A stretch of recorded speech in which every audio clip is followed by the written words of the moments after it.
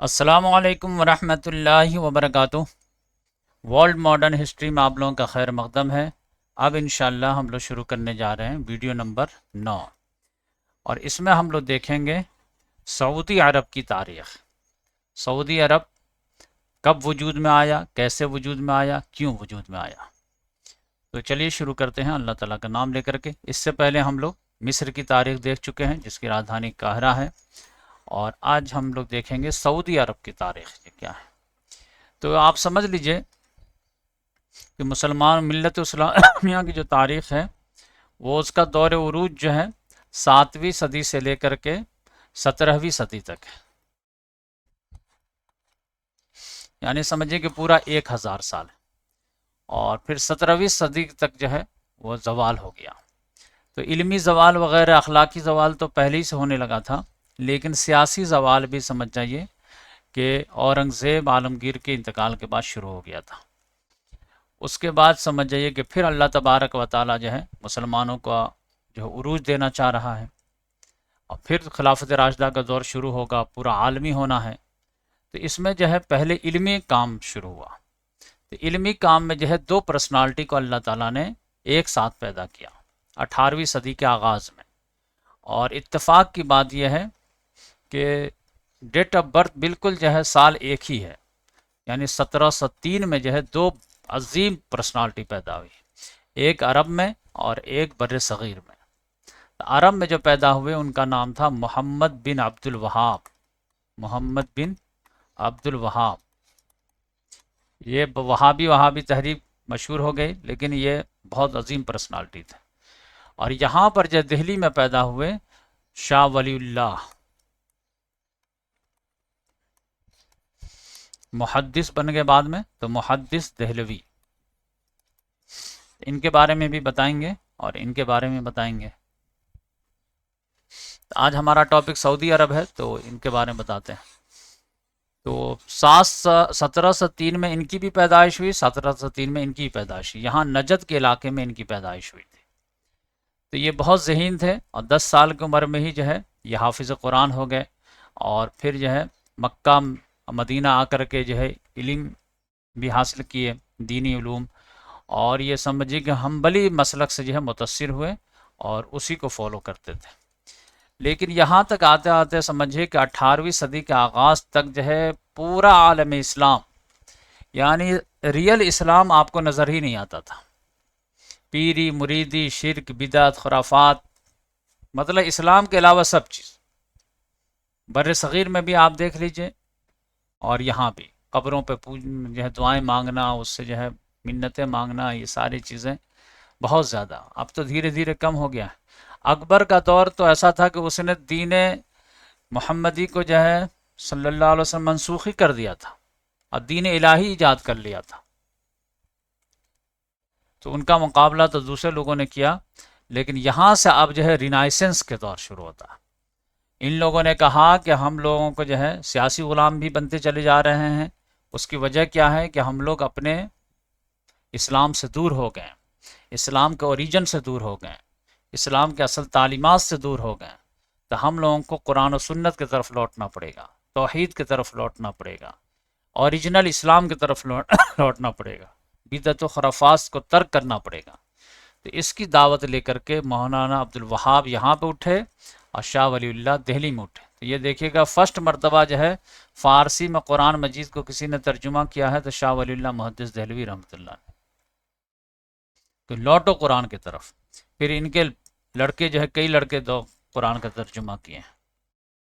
تو اس وقت جب قرآن کا ترجمہ کرنے پر علماء کرام ان سے ناراض ہو گئے تھے۔ تو یہ بعد میں بتاؤں گا، ابھی ایک نیکسٹ ویڈیو میں ان کے پورے خاندان کا تعارف کرا دوں گا انشاءاللہ۔ تو مولانا عبد الوہاب جو ہے کام کرتے تھے، لیکن مخالفت بہت زیادہ تھی، اور دونوں طرف سے مخالفت تھی۔ ایک قبر پرستی بہت زیادہ، تو اب جو مجاور بنے بیٹھے تھے وہ لوگ مخالفت کرتے تھے کہ اگر ان کے دعوت کا فروغ ہو گیا تو پھر یہاں ہمارے جو ہے نذرانے کون دیں گے، یہاں پر کون آئے گا، کون چڑھاوا چڑھائے گا۔ تو وہ لوگ جو مخالفت کرنے لگے۔ اور دوسرے نمبر پر جو بادشاہ لوگ تھے، جو امیر وغیرہ تھے، وہ لوگ بھی کہ اگر ان کی بات مان لے لیے تو ہماری چودراہٹ خطرے پڑ جائے گی، یہ تو پیور اسلام کی بات کر رہے ہیں۔ جو زیادہ متقی ہے وہ اس کو لیڈر ہونا چاہیے، یہ ساری باتیں تو مخالفت ہو رہی تھی، لیکن یہ جو ہے امر بالمعروف والنہی عن المنکر کے تحت جو ہے کام کرتے چلے جا رہے تھے اچانک اللہ تعالیٰ نے ان کو کامیابی عطا کی۔ وہ سمجھ جائیے کہ 1746 میں جو ہے ایک بڑی کامیابی ملی۔ وہ کامیابی کیا ملی کہ ایک علاقہ تھا یہاں پر نجد میں، درعیہ نام تھا، وہاں کے ایک امیر تھے، دریا میں ایک حکومت تھی، اس امیر کا نام تھا محمد بن سعود۔ تو یہ اپنا دریا میں جو ہے حکومت کر رہے تھے، یہ جگہ جگہ جا کر کے سب لوگوں کو دعوت دے رہے تھے۔ اتفاق کی بات یہ ہے کہ امیر محمد بن سعود جو تھے وہ مولانا عبد الوہاب کی دعوت سے متاثر ہو گئے اور ان کے ہاتھ پر 1746 میں بیعت کر لیے۔ تو اب یہ ہے کہ ایک امیر جو ہے بیعت کر لے تو یقینی بات ہے کہ پورے دریا میں جو ہے اب ان کو دعوت و تبلیغ کی آسانی ہو گئی، تو اس کے وجہ سے جو ہے دونوں کا فائدہ ہوا۔ فائدہ کیا ہوا کہ مولانا عبد الوہاب کو جو ہے وسائل و ذرائع آ گئے ایک امیر کے بیعت کرنے کی وجہ سے، تو پورے نجد میں جو ہے ان کی دعوت پھیل گئی ایک لحاظ سے۔ اور امیر جو ہے محمد بن سعود، تو ان کے فالوور کی وجہ سے جو ہے ان کی حکومت پھیل گئی، یعنی ان کی دعوت پھیل گئی پورے نجد میں، اور ان کے جو ہے دعوت کی وجہ سے محمد بن سعود کی حکومت پھیل گئی پورے نجد میں۔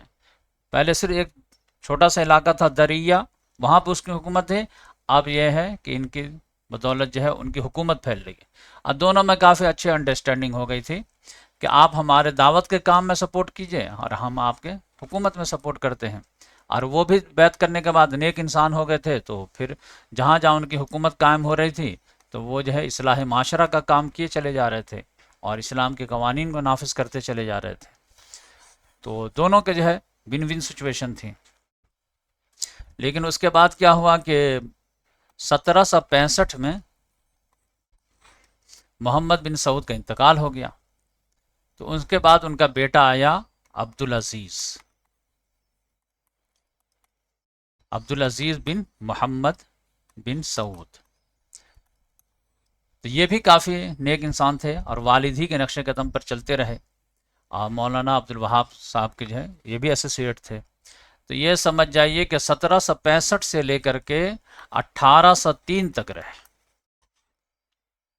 اور ان کے دور میں اور بھی فروغ ہوا، یعنی محمد بن سعود کے دور میں تو سمجھ جائیے کہ دریا سے نکل کر کے پورے نجد تک، اور عبدالعزیز بن محمد بن سعود کے دور میں سمجھیے کہ یہ بحرین کا جو علاقہ ہے اور یہ ساحل عمان وغیرہ کا علاقہ ہے، یہاں سب پر بھی جو ہے حکومت پھیل گئی 1803 آتے آتے سمجھیے۔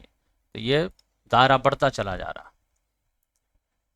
پھر اس کے بعد جو ہے یہ عبدالعزیز بن محمد بن سعود کے بعد جو ہے ان کا لڑکا آیا، اور ان کا لڑکا تھا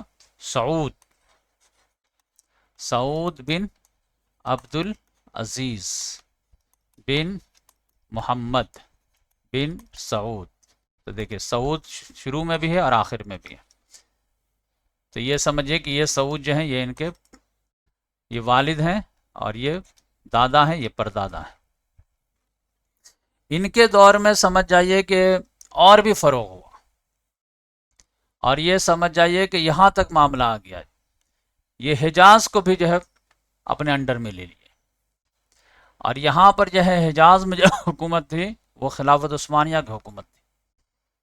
آپ سمجھتے ہیں کہ اس علاقے میں جو ہے خلافت عثمانیہ والے کب آ گئے تھے؟ 1517 میں ہی آ گئے تھے، 1517 میں آئے ہیں اور 1917 میں یہ سب نکلے ہیں۔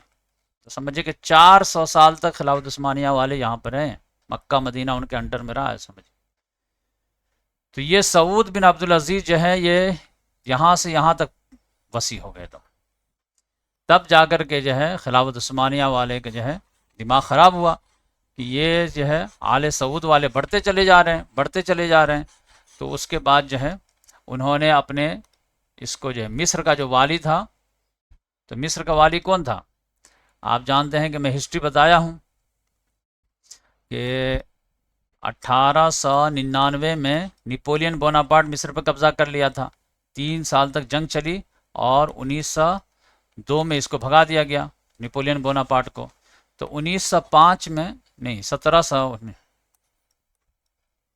1799 میں بوناپارٹ آ گیا تھا اور 1802 میں اس کو بھگا دیا گیا اور 1805 میں یہاں پر کس کو جو ہے والی بنا دیا گیا تھا؟ محمد علی کو. اب محمد علی کب تک تھے؟ 1805 سے لے کر کے 1849 تک، تو انہی کا دور تھا. تو ان کو خلافت عثمانیہ کے جو ہے اس نے سلطان نے لکھا کہ یہ لوگ بڑھتے چلے جا رہے ہیں، نجد سے جو ہے یہاں بحرین وغیرہ گئے، عمان وغیرہ گئے، اور اب جو حجاز بھی قبضہ کر لیے ہیں، تو تم کیا کر رہے ہو بیٹھ کر کے؟ فوج بھیجو یہاں پر. تو یہاں سے جو ہے فوج بھیجے، تو یہاں سے لڑائی سمجھ جائیے کہ شروع ہو گئی 1811 سے. تو سعود جو تھا وہ لڑائی کیا، لیکن اس کا انتقال ہو گیا 1814 میں، 3 سال کے بعد. تو ان کا پھر بیٹا بنا، سعود کا بیٹا عبداللہ تھا، وہ پاورفل تھا، تو وہ ٹف ٹائم دینے لگا محمد علی کو. لیکن محمد علی نے بھی اپنا جوان بیٹا کو اتارا جس کا نام تھا ابراہیم پاشا، محمد علی پاشا ابراہیم پاشا. تو پھر ان دونوں کی لڑائی ہوئی ہے، عبداللہ کی اور ابراہیم کی، عبداللہ آل سعود میں سے اور ابراہیم جو ہے محمد علی پاشا کے خاندان میں سے. اور پھر لڑائی ہوتے ہوتے سمجھ جائیے کہ 1818 میں ابراہیم جیت گیا اور عبداللہ ہار گیا. تو پھر یہ حجاز سے جو ہے ان لوگوں کو بھگا دیا اور یہ درعیہ تک کھدیڑ دیا ابراہیم نے، اور دریا میں جو ہے ایک چھوٹے سے کونے میں رہنے پہ مجبور کر دیا. تو یہ سمجھ جائیے کہ یہ لوگ جو ہے بڑھتے چلے جا رہے تھے. یعنی جب سے ان لوگوں کے دادا نے جو ہے بیعت کیا تھا مولانا عبد الوہاب سے، تب سے ان کی سلطنت بڑھتی چلی جا رہی تھی. دریا سے جو ہے پورا نجد، نجد سے پھر بحرین، بحرین سے ساحل عمان، عمان سے پھر جو ہے حجاز، یہ سب. لیکن اب جو ہے 1818 میں کیا ہو گیا؟ ابراہیم پاشا سے عبداللہ بن سعود بن عبدالعزیز بن محمد بن سعود وہ ہار گیا، اور یہ پورا علاقہ پھر جو ہے پھر وہ سلطنت عثمانیہ کا قبضہ ہو گیا. تو یہ 1818 سے لے کر کے 1902 تک جو ہے یہ لوگ پھر بنا حکومت کے زندگی گزاریں گے. ایک لحاظ سے سمجھیے کہ غریبی کی زندگی گزاریں گے. ایک وقت تو ایسا آئے گا کہ 1991 میں 1891 میں یہاں سے بھی کھدیڑ دیا جائے گا، تو یہ لوگ پوری فیملی جو ہے کویت میں جا کر کے پناہ لیں گے. اور پھر 11 سال کے بعد سمجھ جائیے کہ 1902 میں جو ہے پھر یہ لوگ واپس آئیں گے اور پھر جو ہے اپنی کھوئی ہوئی زمین واپس لیں گے. تو وہ انشاءاللہ میں آپ لوگوں کو نیکسٹ ویڈیو میں بتاؤں گا. تو ابھی پہلا فیز جو ہے میں بتایا آپ لوگوں کو کہ ان لوگوں کا جو شروع ہوا تھا وہ یہ 1746 سے جو شروع ہوا ہے اور 1818 تک.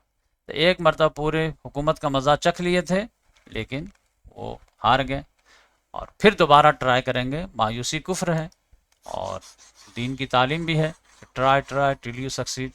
تو اس لحاظ سے جو ہے اس بار جب آئیں گے تو پھر جو ہے جانے کا نام لے لیں گے. تو سمجھ جائیے کہ جو آ جائیں گے تو پھر ابھی تک ان کی حکومت چل رہی ہے، تو وہ جو ہے نیکسٹ فیز میں کیسے ان کی حکومت قائم ہوئی ہے وہ نیکسٹ ویڈیو میں دیکھیں گے. جزاک اللہ.